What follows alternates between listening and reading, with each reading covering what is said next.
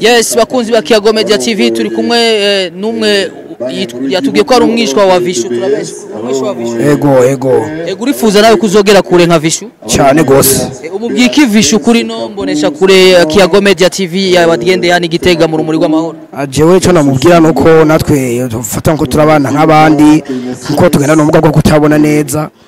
Turashoboye ndibaza namwe mwabibonye nivyo mwiboneye turagerageza nyine nivyo dushoboye ariko turasaba ko yoza kutwigisha akatubandanza aho tuba tugeze akatubandaniza kuvyo tuba tuzi. Reka tubashimire cyane dusezera masera akajambo kanyuma wo tubwira gamasera kuri nombonesha kure KMTV kugira ngo tubasezere mbega ubwo bwitange mufise budasanzwe bwo buri muri diocese itwagwa hehe yitwa gute?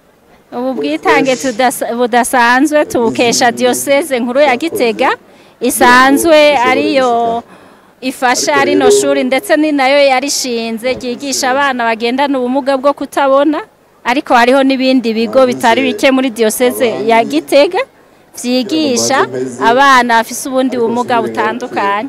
Yes, reka tubakeze turona kabeho karahari twebwe tutanamenyereye hano akabeho karahari ariko twabonye ubwitange budasanzwe n'urukundo mufise Imana izo bibahembe.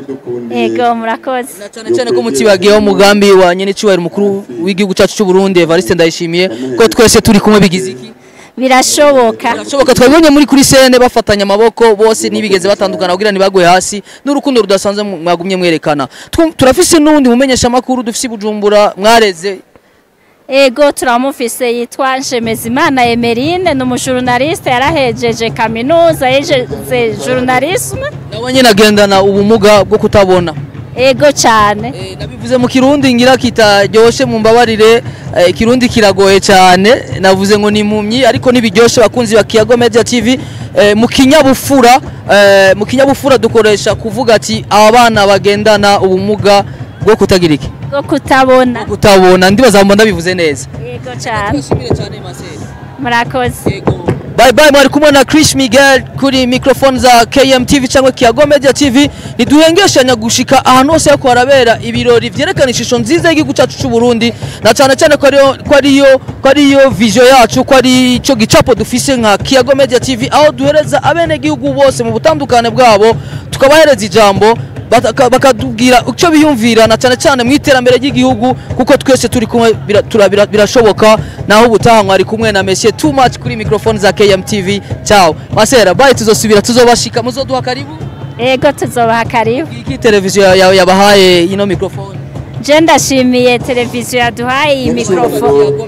Ego televiziyo Kiyago Media TV ndayishimiye na cyane ko iduhaye akakaryo. Ego ko gushikana kumbure ijwi ryacu kure hari abatatuzi ariko batubonye kumbonesha kure bazotumenya na cyane biboneke ko abagendana ubumuga barafise impano iyo babafashije barashika kure. Murakoze cyane Imana nihezegire Uburundi n'abarundi mwese murakagira umuba mwubawe mwari kumwe na Chris Miguel kuri microphone za KMTV naho ubutaha. Ciao bye.